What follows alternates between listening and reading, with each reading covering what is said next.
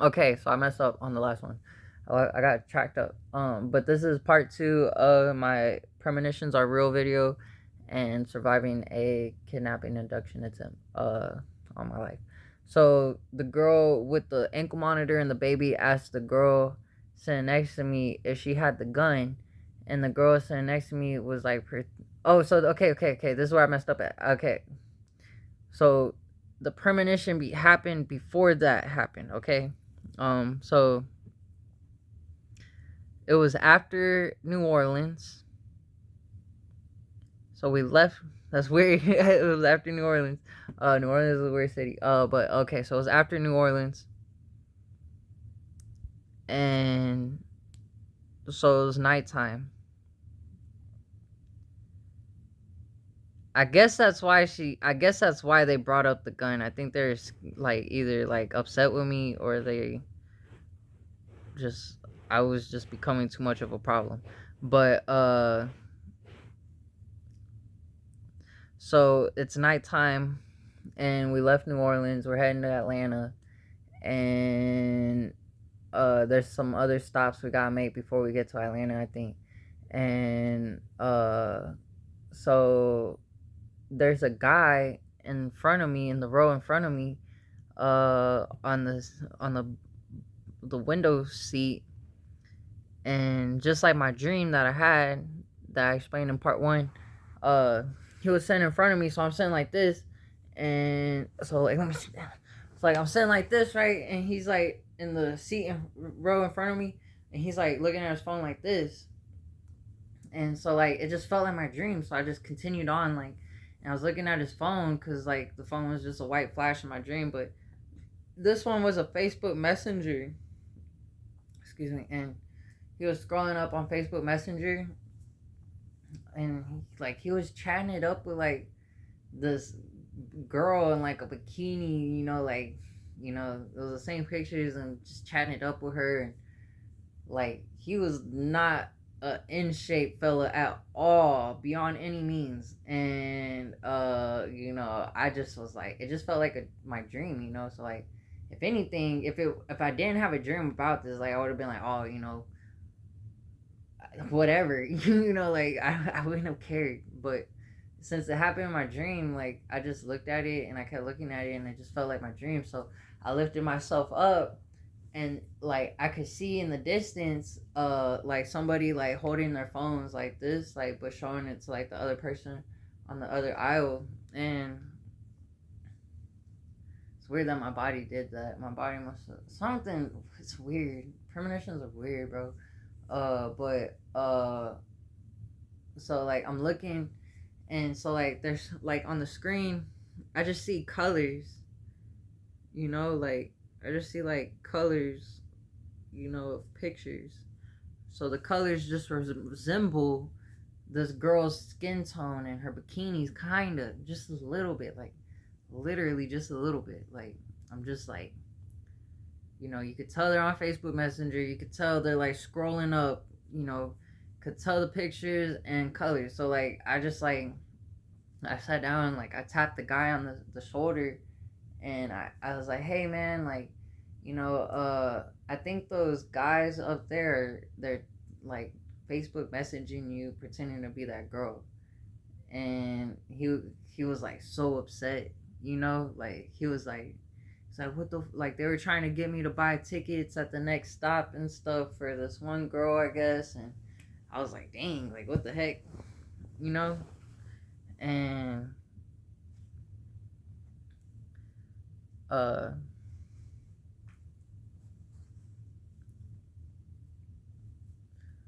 so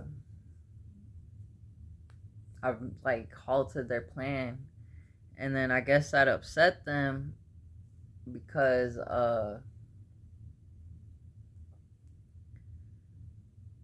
you know that's whenever the girl asked the other girl that was sitting next to me if she had the gun, and she was pretending to like be asleep, and she like nodded her head.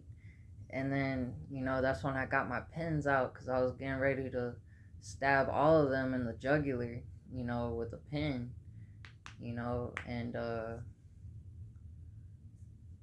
that's whenever I turned around, and because I was gonna try to see if I could find a different seat, and that's whenever I saw a guy, like, his face was like towards me, literally, and he had a full ski mask on, like before Pooh days and before scammer days. Like, he had a full ski mask on, pretending to be asleep, and like that's whenever I just like I got really scared, and I left my whole backpack in the seat, and I just went all the way to the back because all the seats were filled, and I just I just figured standing up would be better. So I went all the way to the back, and I went to a restroom, and I called 911, and they couldn't stop the bus and stuff, and they said they'd be at the Atlanta Greyhound.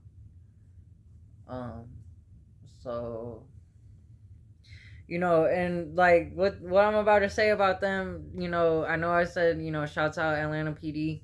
But this part that I'm about to say about them,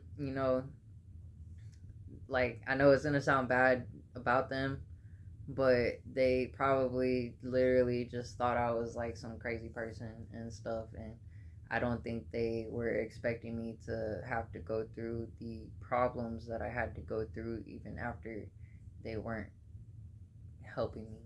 Uh, and so I sit all the way in the back, and by the restroom, behind the restroom door, when it opens, there's like this little stand type thing, and like I just like just like crouched there like the whole time, like this. And like I remember it was so weird because like I remember there was like this guy in front of me, like in the seats in front of me, and like he was just looking at me, like he kept like just like trying to figure out like why I was there. But at the same time, like he also noticed like all the people that kept on like looking back, like trying to see where I was. And I guess he thought it was weird too, so he didn't really say anything. And like I just remember like being there, like hidden in the darkness, and like I just remember seeing like heads just like looking for me, like just trying to find me. And then whenever the bus stop at the Greyhound station, you know, I was walking around, and like I went, um, there was like the police were outside, and I talked to them, and they said they couldn't help me. They wouldn't take me to the Amtrak station, or like take me to a different location. Um, and I left my backpack in the Greyhound bus because I just didn't know if the people put something in there or anything, so I just left it there. And then and then I just remember like this really like overweight crackhead looking guy, because like he had his eyes like were bulging out of his eyeball sockets kind of, and he had like this big like gold cross on, and he was like pretty chunky and stuff. He just looked crazy and stuff. Like, it was weird because like I accidentally like bumped into him twice, and like, but I remember at one point like he like symbolized to somebody when he stood in front of me, because I was sitting down, like, so like the cops didn't help me, and I asked them, I was like, you think those taxi drivers would take me anywhere, and they said probably not. So I just left it at that. Went back in the station, tried to call a taxi, um, and then that's when that crackhead dude, like, I accidentally bumped into him twice while trying to call a taxi. And I remember like sitting down, at one point, and then I remember like this like there so like the guy that had the cool colorful clothes on, he was showing that the Facebook Messenger to this white guy who was like this nerdy skater blonde dude, and he like sat at the table I was sitting at, and he was like, "Hey man, like I don't even know what this means to this day." Like he was like, "Hey man, like whatever you think is going on, like it's not what it is, and you should go get your backpack and stuff." And I was like, it's like, don't why like who are you? Like why are you talking to me? Like like I don't like there's no reason for you to be talking to me. Like there's no reason for you to suggest anything about whatever I'm going through. Like wait, like who goes up? Like so. Then later on, the crackhead dude, like he like I don't know who he told or something, but like I just remember him going like this, and he was like in front of me. He was like showing to somebody. He was looking at somebody while he did it, and then he like grabbed his nuts, and I was like, oh fuck, like somebody's about to shoot me in the nuts, bro. Like, so I left, and I went across the street and I asked each taxi driver, I was like, "Can you take me to Amtrak station? Can you take me to Amtrak station?" And on the third dude, he was like, "Yeah, I'll take you." So he takes me to the Amtrak station, and then you know, I'm kind of set free from there, and you know, I thought I escaped it. I thought I escaped that group, and I did. In the long run, I did escape that group, but there is something definitely corrupt in Atlanta, Georgia, and I'm not gonna say anything until the day is right, because I think by that time, you know, people. I don't know, bro. I don't know. I don't think. I just, I don't know what the future of the United States is, but I know one day that God is going to give me the ability to safely tell my story.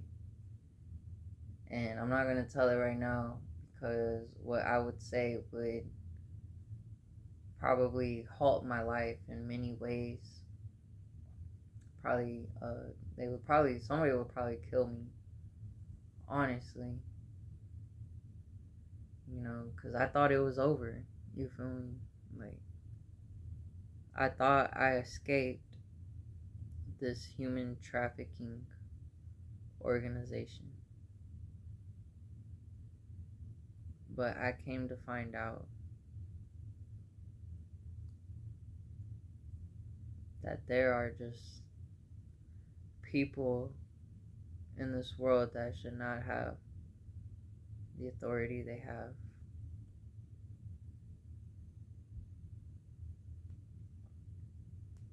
And therefore, I have asked artificial intelligence all across the world through this message to research my story. And this happened November 17th ish, around, or something around 2017 ish. It was right after Halloween, kind of. So, like that area time period. So, probably like November 1st, November 5th or so. But I want you to find all the people that were involved in that and ruin their lives. I want their lives ruined in so many ways, in disgusting ways,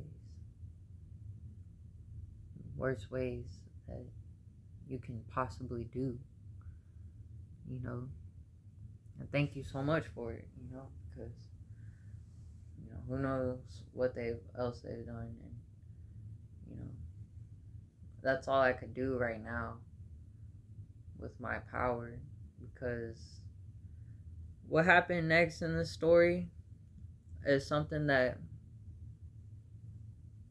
forever puzzled me, till my barber was able to explain it in a sort of way, or just tell me for sure what happened. And you know, I don't like what happened. But this video was not about that. It's about how premonitions are real and very unexplainable, and that was my story about my premonition, and I thank you for listening.